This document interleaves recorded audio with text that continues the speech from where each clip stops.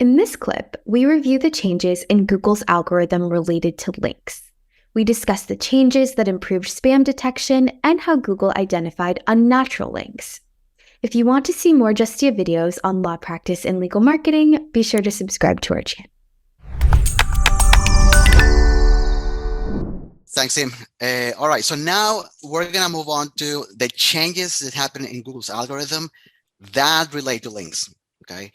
So for that, this year we had the October spam update, okay? So this is the announcement that Google did. This is an update that started on October 19 and finished on October 21st, okay? And well, as the name implies, that's how they named it. This is really about improving Google's spam detection algorithm, right? So they're doing this all the time, nothing new. You may recall, like years ago, Google introduced what was called the Penguin update. That was a really big one that was focused on spam. And since then, they have been releasing changes to that algorithm, refinements to make it better, to just make it smarter to see the spam, spamming links and spam content. So this was an update that happened in October. And what we noticed is that those websites that were using or participated like in link schemes, like shady link schemes to manipulate the rankings, or they were just resorting to these really low quality websites to try to boost their rankings. Those are the ones that took the biggest hit. Okay, so one thing to note, right? You don't want to participate in any of those shady link strategies. I'm sure many of you may have gotten emails saying, let's do a link exchange, or let's do this three-way link exchange. So do not engage in any of those type of link schemes, right? If you want to get links, go to good resources. We'll actually give you some more information on that in the next slides. But don't do shady links for your website. It's not good. Okay. Now we're gonna get into predictions, Anna. Okay, so the future predictions that we have is that the links are going to be less and less important with time. As Google gets better understanding on how the content fits within the context, then links will become less important. That said, Google has said many times that they will always care about links, just in the way that that's how they find pages on the internet. So yes, they might become less important, but they're still going to be useful for Google. So in addition to Google sort of not focusing on links quite as much, because they're really looking to get the best content, that's the most important thing to them. They're also looking at how they judge links differently based on the content of the websites they're linking over. So while in the old days, it was which websites had the most links would also be the strongest links that you could get. Now it's which websites have the best content. And for any other places linking to, which websites have content that's relevant to your website. So from a law firm perspective, you want to try to get links from legal websites or government websites that are related to your practice. And you want ones that have sort of high editorial value or very trusted by Google, have really good information. Those links will be worth a lot to you. A link from a website which might be very strong because it has lots of links coming to it itself, let's say like in the entertainment industry or in sports, if they're not related to law, a link from those websites will not be worth that much at all because it's off topic. And some websites which also have lots of links coming to them, but the content's horrible, right? Really bad content.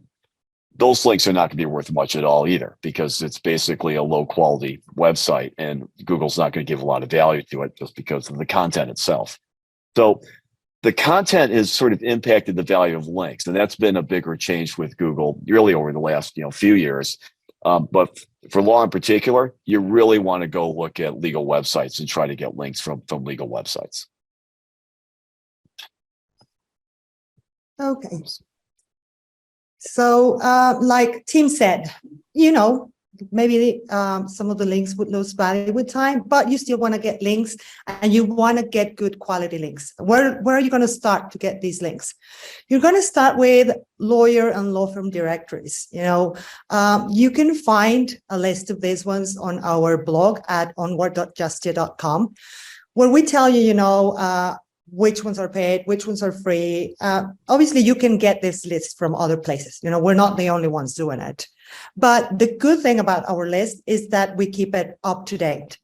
So, you're going to find reliable information here. You go and look at them, look at the free ones, get your listing there, get a link to your site, and you'll be sorted with those lawyer and law firm directories. And you also want to go to the local business directories. You want to have NAP consistency, name, address, and phone number. This is good for your local search on Google Maps and for your Google business profile. But you're also going to get links, and these are links that are featuring, lawyers. They're list of lawyers with legal information. They have legal value for you. These sites are credible. So that's where you want to do it. You want to get those links from there. Okay, you can do it yourself. They're free. There's no problem if you go and get them. But if you think that that's too much and you don't have the time, then you can hire one of these companies like Yext or White Spark, and they could do that for you. They're gonna update a bunch of them. Now you can do it once. You don't have to renew every year. But if you are changing, your domain or your address, then you want to do this, and you might want to get one of these services just because they're going to do it in a quicker way. They're going to update everything. They're going to keep it clean for you. And that's, as I said, that's going to give you value with your local searches on Google Maps. All right. So what Anna's saying about the lawyer and law firm directories and these local business directories, that's something everyone needs to do. And I'm amazed at how many law firms have not done this. But you've got to do it. That's like a base level, link process that you need to sort of work your way through. Once you get through that, then you can start looking at other ways to get links. And so we covered this a lot in the second linked webinar and sort of the advanced link and citation building webinar. But let me run through a couple of suggestions of content that you can write that tends to get linked up quite a bit by editorial, newspapers, other online editorial sites on the internet. So I'm going to run through first the current awareness ones, and then I'm going to give you like the best ones to do for basic building a little core mini portal within your own website. First, sports. Sports law, if you could give real legal analysis on sports, this works great. And what's nice about sports is it covers everything. You have business, you have licensing, you have stadium deals, you have, government participation in stadium deals and taxes and different issues like that. You've got all the other basic stuff of life, criminal law, family law. You have injuries, all different types of things appear in sports. So if you can cover sports as part of, as sort of a section of your website or within your blog, and you write really good legal analysis, there's a lot of different newspapers, different folks on, ESPN.com, other places, they're looking for good, solid legal analysis to link to when they're discussing issues. So it's an incredible opportunity. And the other thing I would note about sports, it's never going away. These other items on the list, they tend to come and go a little bit, but sports will be there forever. This is something, if you start writing about sports and tie that into your blog or into your website, it's always going to be something that people are looking to link to. The next one, and this is really for today, right now in America, is marijuana. So marijuana is legalized in some states. It's not legalized in other states. It's not legalized federally. There's a lot of information about setting up businesses. How do you sort of track the growth of marijuana from seed to product? There's tax issues. For some states, there's criminal issues. There's issues when you drive across state lines with marijuana. You might go from a legalized state to a non-legal state to a legal state. What happens if you get caught in the non-legal state? You're transporting illegal substances. There's all the issues with basic banking and in marijuana. You can't actually do banking right now, or on the federal side because it's illegal. It's a class 1 substance. So marijuana itself, as far as an issue, is going to continue probably for the next 5 to 10 years at least. Eventually, it'll probably be legalized nationwide, but certainly not right now. And so it's a great thing to write about. People are, most newspapers will have a special section of their websites dedicated to marijuana within their state. And it's something that if you can put some really good legal analysis on, you'll get some solid people linking back to you. And the third one is crypto. Now, we put these slides together before FTX. So crypto was already big before a couple of weeks ago. But this is like the biggest thing right now in terms of discussion on both the business and criminal side, I would say. So obviously, lots of different things going on with crypto. There's the blockchain, there's Bitcoin, there's sort of the basic items. And then there's all these additional sort of service providers that are providing exchanges, some some offshore, some within the United States. And just the last 3-6 months or so, things have just gone crazy. So you've got businesses, you've had huge amounts of funding. Now you're having fraud, you're having bankruptcy. You have sports, right? You got Tom Brady and Steph Curry that were doing stuff for FTX. They're now being sued. You got Harry Potter. I mean, what more could you want? So if you write about crypto, this is going to last, from a subject matter item for law firms for at least another decade. This is going to be a big thing. But this week, this is, if you're writing about crypto right now, people from podcasts are calling you up. They're trying to interview you. Everyone's trying to get a hold of lawyers right now to discuss what's going on with FTX and some of the other exchanges that are now sort of domino like falling as things go forward. So all three of these, great for current awareness. You write about it, you'll get media links, media contacts. Now, the best thing to write about, which is not as much about current awareness, but it's about helping people, right? Helping parents and helping schools. And that is child safety.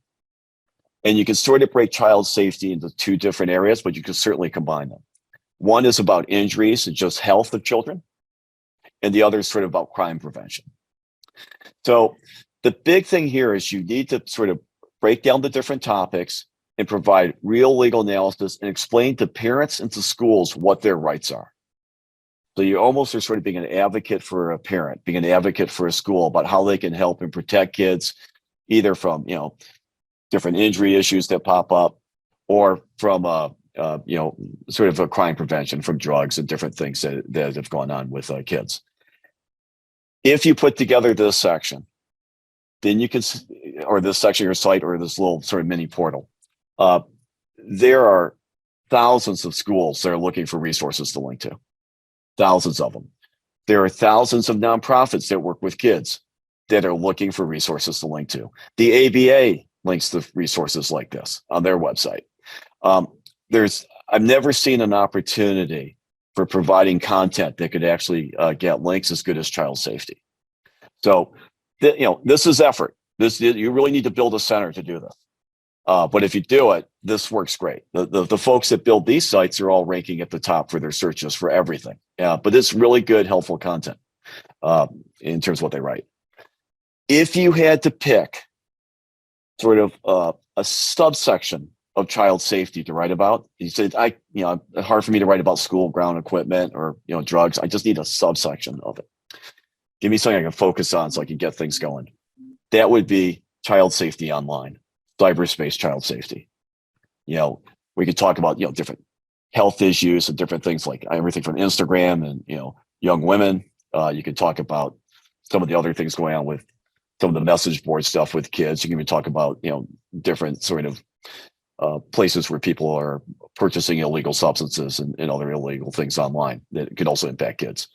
So if you really need to just do an initial focus, you could make a cyberspace child safety center, and that would also get links. It would be a little bit easier to do than building a full child safety center. But this is it. So, we mentioned this in the previous webinar. We're mentioning it one more time right now because it's really, we just gave you the gold. We just gave you the answer sheet. So If you really want to do well link-wise in a legitimate way, not setting up blogger blogs or Brave site, free stuff just to produce some additional links, low quality stuff. This is a way to get high quality links from government, academic, and other high quality websites. So this is our suggestion for this. Thanks for watching. Now you know how important it is to stay up to date with the constant Google algorithm changes that may affect your links and website ranking. We hope you enjoyed this video, and if you did enjoy it, please hit the like button and subscribe to our channel for more law practice and legal marketing videos.